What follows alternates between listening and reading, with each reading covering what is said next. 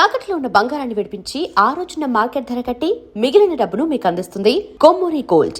నాకు ఒక విషయంలో క్లారిటీ ఇవ్వాలి. ఇది కాంట్రవర్సీ కాదు, గాసిప్ కాదు, ఒక సంస్కృతి సాంప్రదాయానికి సంబంధించిన విషయం. విజయరశ్మిక పెళ్ళి అనగానే రష్మిక వల్ల కొడవ పద్ధతిలో జరుగుద్ది, పంది మాంసం పెడతారు, ఇట్లాంటి చాలా వైరల్ అయింది. అండ్ అలాగే రష్మిక వాళ్ళ ఫ్యామిలీ గురించి వాళ్ళు ఒక యుద్ధ వీరుల నేపథ్యం సంబంధించిన ఫ్యామిలీ అని చెప్పి ఇలా చెప్పారు. మీకు తెలిసినంత వరకు అసలు ఆ సాంప్రదాయం ఏంది, రష్మిక వాళ్ళ ఫ్యామిలీ బ్యాక్గ్రౌండ్ ఏంది, కాస్త వివరంగా చెప్తారు? నాకు కొంతవరకే తెలిసింది. నేను ఆ రోజు కొడవ ఫంక్షన్లో ఉన్నప్పుడే వాళ్ళు జరిపే కార్యక్రమాలు, వాళ్ళ చుట్టాలలో కొంతమందితో మేము టేబుల్ మీద కూర్చుని కాన్వర్జేషన్స్ అవుతున్నప్పుడు నేర్చుకున్నాయి, తెలిసినాయి.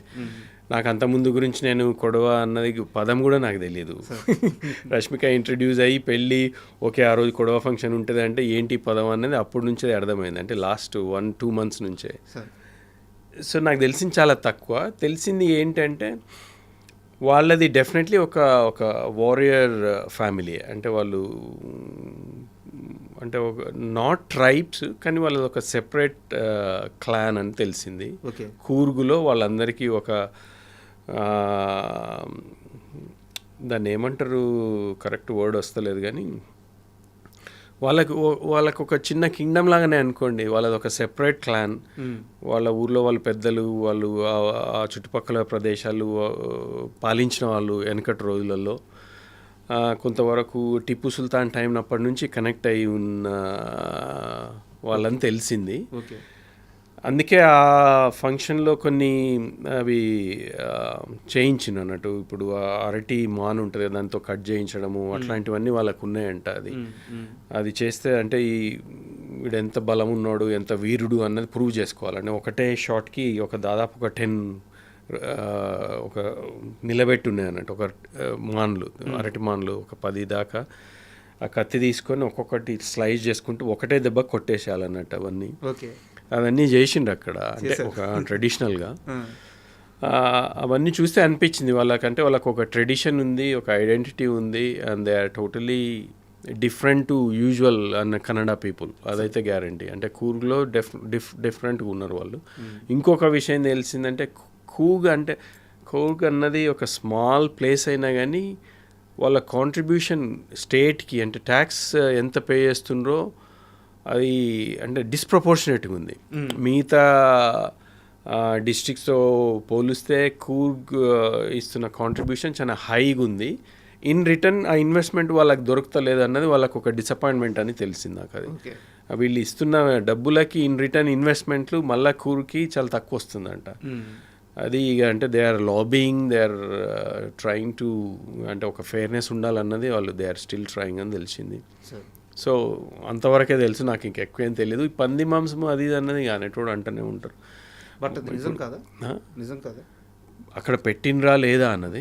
అక్కడ ఉండింది పంది మాంసం. అంటే అది సంస్కృతి అంతే. మనమే ఇప్పుడు అంతే. భక్త కన్నప్ప ఉన్నాడు, ఆయనకి ఏం చేయాలో తెలియదు. దేవుడిని పూజించాలంటే దొరికిన దాంట్లోనే పూజించిండు. అప్పుడు అంటే ఇది రెలవెంటో కాదని అనేది ఒక ట్రెడిషన్ ఉన్నప్పుడు వాడికి దొరికింది, మాంసమే పెట్టిండు కదా శివుడికి.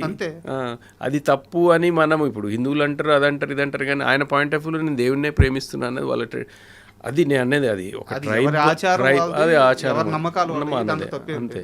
ఇప్పుడు తెలంగాణలో మేము ఇది కూడా చూసిన, నేను వ్రతం అయిన తర్వాత మాంసం పెట్టుడే. వ్రతం జరిగింది ఒక్కడి దగ్గర, మాంసం అక్కడెక్కడో ఊరోళ్ళ కోసం మేము ఫస్ట్ టైం ఊరికి డిన్నర్ చేస్తున్నాం. ఇప్పుడు ఊరోళ్ళకి పిలిచి వాళ్ళకి దావత్ కదా అది, మనము ఇస్తున్న పార్టీ. వాళ్ళకి ఉట్టి పప్పు భోజనం పెట్టి పంపిస్తే బాగుంటుందా? ఫస్ట్ ఆఫ్ ఆల్ తెలంగాణలో అసలు అది లేదు. తెలంగాణలో మీకు తెలిసిందే కదా.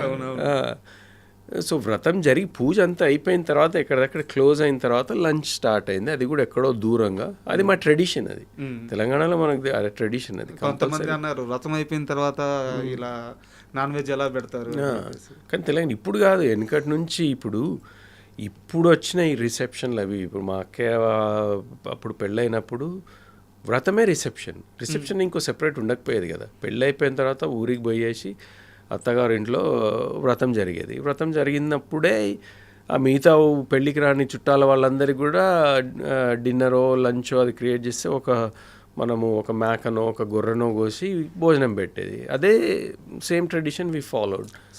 అది ఇష్టం లేనోడు ఎన్నో అంటుంటారు, మనం అవి పట్టించుకుంటారు. సార్ మీ కెరీర్కి సంబంధించి ఒక సీరియస్ క్వశ్చన్ అండ్ సజెషన్ కూడా అనుకోండి, నాకున్న అతి తక్కువ పరిజ్ఞానం మేరకు, బట్ దీన్ని ఎలా తీసుకుంటారో మీ ఇష్టం. ఇప్పుడు నేను చాలామంది ఆర్టిస్టులని ఇంటర్వ్యూ చేస్తుంటాను. ఇక్కడ మేకర్స్కి ఆర్టిస్టులకి మధ్య కన్ఫ్యూజన్ అనేది ఉండకూడదు.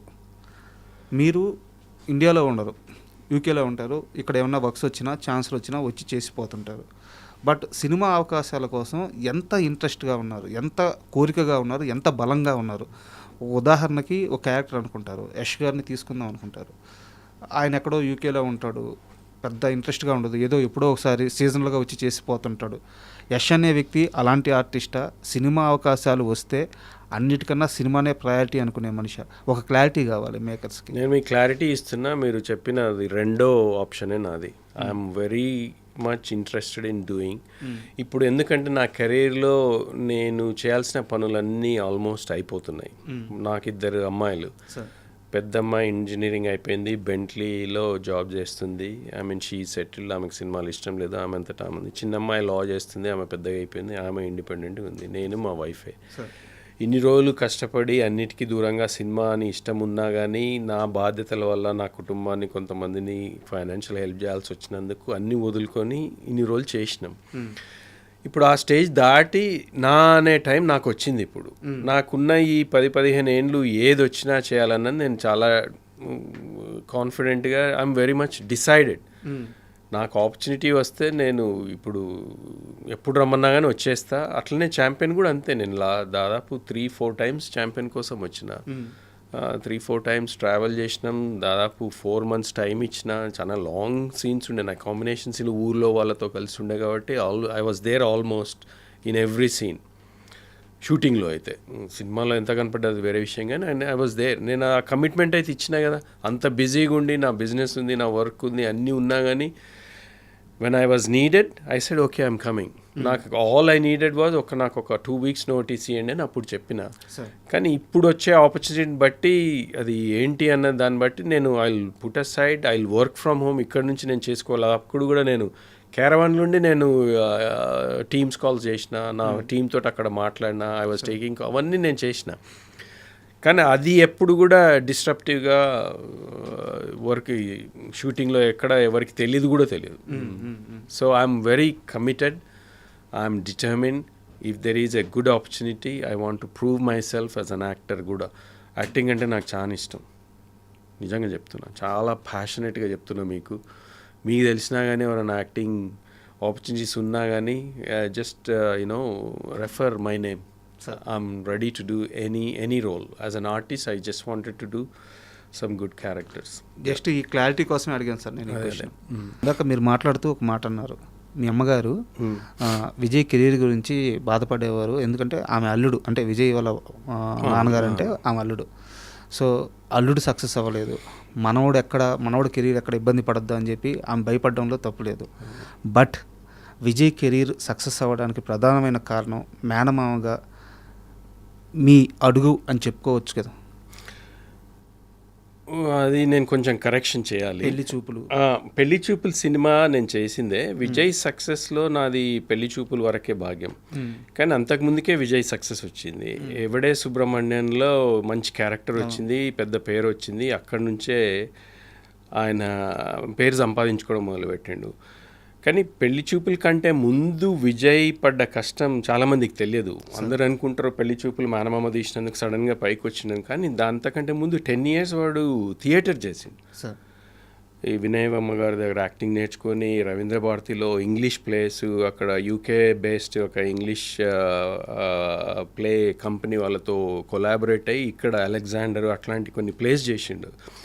అవన్నీ చాలా హార్డ్ వర్క్ చేసింది. So it was a gradual ప్రోగ్రెషనే వాడిది సక్సెస్లో.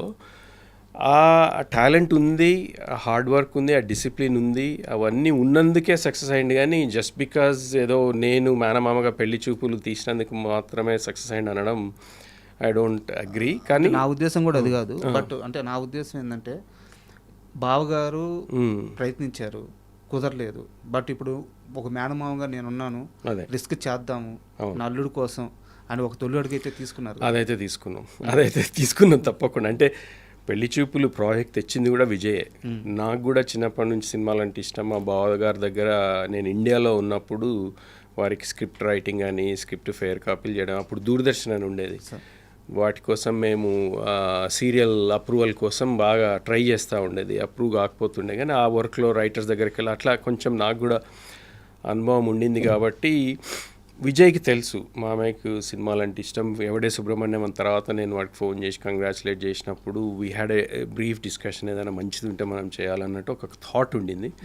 సడన్గా తరుణ్ భాస్కర్ కనెక్ట్ కావడము, ఈ స్టోరీ రావడము, నాకు ఫోన్ చేసి మామ ఇది ఒక మంచి సినిమా ఉంది, చాలా ఈజీగా అయిపోతుంది, అంటే మీరు పైసలు లాసైనా మీకేం డెంట్ కాదు, you are in that situation now, position now, can we do అది అని అంటే ఇమ్మీడియట్గా తరుణ్ భాస్కర్ తోటి కనెక్ట్ కావడము, స్టోరీ వినడం, నాకు బాగా నచ్చడము, అదంతా చాలా ఫాస్ట్గా అయిపోయింది. I said let's do it, ఏదో ఒకటి చేసి ఏముంది. ఆ కాలంలో పెళ్లి చూపు మేము 65 లక్షలలో తీసినాం అంతే. ఇప్పుడు 65 లక్షలకి నాకు అనుమానం షార్ట్ ఫిల్మ్ కూడా చేస్తారో లేదో. అంటే ఒక డీసెంట్ ఫిల్మ్ చేయాలంటే ఒక ½ అన్ అవర్ది చాలా డిఫికల్ట్. కానీ అది తరుణ్ భాస్కర్ అండ్ టీమ్, విజయ్ వీళ్ళందరూ కలిసి everyone they work really their socks off ఆ సినిమా కోసం. అన్నీ ఫ్రీగా లొకేషన్ తెచ్చుకోవడం అదంతా చాలా బాగా చేసిన వాళ్ళందరూ. మా ఇన్వాల్వ్మెంట్ వెనక నుంచి కొంచెం గైడెన్స్, ఏం చేద్దాం, ఎట్లా చేద్దాం, ఏదైనా డౌట్స్ ఉంటే క్లియర్ చేయడము, ఫైనాన్షియల్గా ఏది లోటు లేకుండా ఉన్నంతలో బడ్జెట్లో చేసుకోవడం అన్నది వరకే. కానీ ఆ రిస్క్ మాత్రం నేను తీసుకున్నా. అది I'm proudly say I'm glad I did that, not just for Vijay, for me as well. ఎందుకంటే ఆ సినిమా ద్వారానే నాకు మళ్ళా ఎంట్రీ వచ్చింది సినిమా ఇండస్ట్రీకి. ఇక్కడ నేను కూడా మా బావ వెంబడి తిరుగుతుంటే మా అమ్మ నాన్ను తిట్టేది, నువ్వు కూడా సినిమాలు ఏంది చదువుకొని ఇప్పటికే ఇది అవుతుంది అది అని అన్న రోజులని ఇక్కడ నుంచి వదిలేసి వెళ్ళిపోయినాం కదా. మళ్ళీ పెళ్లి చూపుల ద్వారా మళ్ళీ వచ్చే అవకాశం దొరికింది. అది ప్యూర్లీ విజయ్ వల్లనే. యాక్చువల్గా ఇంటర్వ్యూకి యష్ గారు వస్తున్నారు అని చెప్పి మా పిఆర్ఓ చెప్తే నేను చాలా ఆనందపడ్డా. ఎందుకంటే అంటే వ్యూస్ పరంగా అని కాదు, ఒక ఇంటర్వ్యూ చేయొచ్చు అని కాదు, ఇవన్నీ కాదు. కానీ నాకు ఒక 3 మేనల్లుళ్ళు ఉన్నారు. సో మీరు ఆ పెళ్లి చూపుల దగ్గర నుంచి నేను మీ ఫేస్బుక్లో మన ఇద్దరం ఫ్రెండ్సే ఫాలో అవుతున్నాం. సో ఒకరోజు ఫ్యామిలీ స్టార్ రిలీజ్ అయిన తర్వాత అనుకుంటాను, లేదా రౌడీ జనార్దన్ టీజర్ రిలీజ్ అయిన తర్వాత అనుకుంటాను, విజయ్ గురించి మీకు ఏం తెలుసు, విజయ్ మీద కావాలని నెగిటివిటీ చేస్తున్నారు, సినిమాలకి రాని వాళ్ళు రాకపోయినా పర్లేదు కానీ వచ్చే వాళ్ళని ఆపుతున్నారు, వాంటెడ్గా విజయ్ని బ్యాడ్ చేస్తున్నారు అని చెప్పి ఒక మేనమామగా మీరు చాలా బాధపడుతూ ఫేస్బుక్లో ఒక పోస్ట్ పెట్టారు. ఆ రోజు నాకు అనిపించింది, మేనల్లుడి మీద ఇంత కేరా, ఇంత ప్రేమ. అది ఫ్యామిలీ స్టార్ అప్పుడే అనుకుంటా, రౌడీ జనార్దన్ కాదు, ఫ్యామిలీ స్టార్ అప్పుడే.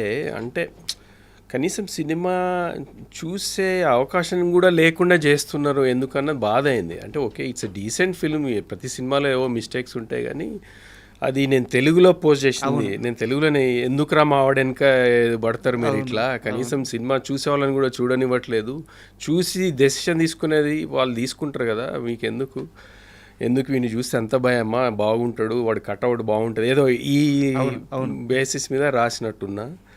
అది నిజంగానే బాధ అయింది నాకు. అంటే మాకు తెలుసు కాబట్టి, అంటే ఎంత హార్డ్ వర్క్. ఇప్పుడు ఒక అవుట్ సైడర్కి వచ్చి ఇండస్ట్రీలో నిలదొక్కుకోవడం అన్నది ఇట్స్ అన్ ఇంపాసిబుల్ టాస్క్. 1 కోటి మంది ట్రై చేస్తే ఒక్కరికి ఎవరికో దొరుకుతుంది. అది విజయ్కి దొరికింది ఆ ఛాన్స్. అది నిలుపుకోవాలంటే ఎవ్రీడే ఒక బ్యాటిలే వాడిది. Everyday he's fighting against all the negative elements. అంటే ఇంత డెడికేటెడ్గా పనిచేసినా కానీ కనీసం అంటే ఒక కొంచెం న్యూట్రల్గా ఉండొచ్చు కదా, సినిమా చూసి తర్వాత డిసైడ్ చేసుకోవచ్చు కదా అన్నది నా పాయింట్ ఆఫ్ వ్యూలో. వాడి హార్డ్ వర్క్ కనపడదు, ఎంతసేపు యాటిట్యూడ్ గురించి మాట్లాడతారు. అది యాటిట్యూడ్ కాదు, అది వాడి సెల్ఫ్ కాన్ఫిడెన్స్, వాడి మీద వాడికి ఉన్న సెల్ఫ్ అష్యూరెన్స్, నేను చేయగలను అన్నది ఒకటి. ఆ మాటలు అట్లా వస్తాయి. తెలంగాణలో మనం చాలా ర్యాష్గా మాట్లాడతాం, మరి పొలైట్నెస్ అన్నది కొంచెం తక్కువ ఉంటుందేమో. సో అది వాళ్ళు, అది తప్పు, వీడికి అరగెన్స్, వీడు యాటిట్యూడ్, అది ఏదేనో అంటుంటారు. కానీ విజయ్తో పర్సనల్గా ఎవరన్నా ఒక 5 నిమిషాలు స్పెండ్ చేస్తే తెలుస్తుంది వాడు ఎట్లాంటి వాడు అన్నది. సో ఆ పాయింట్ ఆఫ్ వ్యూలో నాకు కొంచెం బాధ అయ్యి అది పోస్ట్ చేసిన. నన్ను చాలామంది తిట్టిండ్రు. అంటే మీకెందుకు, అసలు సినిమా బాగుంటే ఎవడైనా చూస్తారు కదా, సినిమా బాగాలేదు ఉట్టగానే ఎందుకు వస్తారు అని అట్లా కొంతమంది. కానీ నేను చూసిన కదా. బట్ ఆ సినిమాకి అంటే ఇది సందర్భం కాదు, మాట వచ్చింది కాబట్టి చెప్తున్నాను. ఆ సినిమాకి ఫస్ట్ షో కాక ముందు నుంచే నెగిటివ్ స్టార్ట్ చేశారు, వాంటెడ్గా. అవును, అది ఇప్పుడు కాదు. ఇప్పుడు మీరు టాక్సీ వాళ్ళ సినిమా తెలిస్తే, టాక్సీ వాళ్ళ సినిమా మొత్తం లీక్ అయింది. సినిమా రిలీజ్ కంటే 1 నైట్ 2 నైట్స్ ముందు సినిమా మొత్తం యూట్యూబ్లో వచ్చింది, చాలామంది చూసిండ్రు. నాకు ఇప్పటికి గుర్తుంది, విజయ్ ఆ పాత ఇంట్లో ఫ్లాట్లు ఉన్నాడు, అది తెలిసి హీ వాజ్ లిటరలీ క్రైమ్. ఇంత హార్డ్ వర్క్ చేసినా ఇప్పుడు ఎట్లా సినిమా అది ఇది ఏడ్చేసారా? ఏడ్చిండు, లిటరలీ ఏడుస్తున్నాడు. అయినా కానీ సినిమా రిలీజ్ చేయాలంటే అల్లు అరవింద్ గారు వీళ్ళందరూ ఇప్పుడు వేస్ట్, అది మనం రిస్క్, అనవసరంగా డబ్బులు వేస్ట్ అది అని అంటే అట్ ఎనీ కాస్ట్ చెయ్యాలి సార్ ఇది. ఎందుకంటే సినిమాలో ఏదో ఉంది, యూట్యూబ్లో చూసిన వాళ్ళు కొన్ని వేల మందో 1,00,000 మంది ఉన్నా కానీ మిగతా వాళ్ళకి ఛాన్స్ మనం ఎందుకు ఇవ్వకూడదు, మనం చేద్దామని విజయ్ ఎంబడిపడి, Vijay SKN producer SKN garu Allu Arvind గారు ప్రజెన్స్లో చేసిన వాళ్ళని కన్విన్స్ చేసి రిలీజ్ చేయించుకున్నాడు. అది ఇంకే హీరో ఉన్నా కానీ అంత పెద్ద ప్రొడ్యూసర్ చెప్తున్నారు అంటే రూమ్లో డోర్ వేసుకొని ఏడ్చుకుంటూ అయ్యేది. కానీ వాడు చేసినందుకు వాడి ఫైటే again he fought for it. Release చేసుకున్నందుకు అది 100 crores 40 crores ఏమో కలెక్ట్ చేసి పెద్ద హిట్ అయింది. అది మళ్ళీ విజయ్ అంటే he's creating his own opportunities. మరి అది ఎందుకు అప్రిషియేట్ చేయరు వాళ్ళు? ఇప్పుడు నెగిటివ్గా కామెంట్ చేసి ప్రతి దగ్గర విజయ్కి ఎవరో వచ్చి ఏం చేయట్లేదు. ప్రతి దగ్గర he's creating his own opportunities. Pelli Choopulu అన్నది హీ క్రియేటెడ్ హిమ్సెల్ఫ్.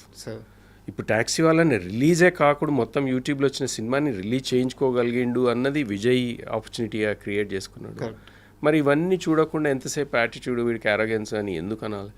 కొంచెం ఛాన్స్ ఇవ్వచ్చు కదా. బయట రోడు ఇంత కష్టపడి సక్సెస్ అయ్యిండు అంటే అందరికీ అసలు ఒక ఇన్స్పైరింగ్ స్టోరీ అది. ఎవరైనా చేయగలరు అన్న ఒక నమ్మకాన్ని తీసుకొచ్చిండు విజయ్. జనరేషన్కి ఒకరు వస్తారు సార్. ఎగ్జాక్ట్లీ. ఎందుకంటే ఇప్పుడు అంటే నేను ఎవరి మీద కామెంట్ చేయలేదు కానీ విజయ్కి బ్యాక్గ్రౌండ్ అయితే ఏం లేదు కదా. ఏ బ్యాక్గ్రౌండ్ లేకుండా బయట నుంచి వచ్చి సినిమా ఇండస్ట్రీలో నిలదొక్కుని సక్సెస్ఫుల్లో ఒక మాస్ ఫాలోయింగ్ క్రియేట్ చేసుకోగలిగిందంటే అది ఎంతోమందికి ఇన్స్పిరేషన్ కావాలి. అరే మనం కూడా చేయగలము, మన మీద మనకు నమ్మకం ఉండి కరెక్ట్ ఆపర్చునిటీ మనం క్రియేట్ చేసుకోగలిగితే తప్పకుండా ఎవరైనా సక్సెస్ కాగలుగుతారు అన్నది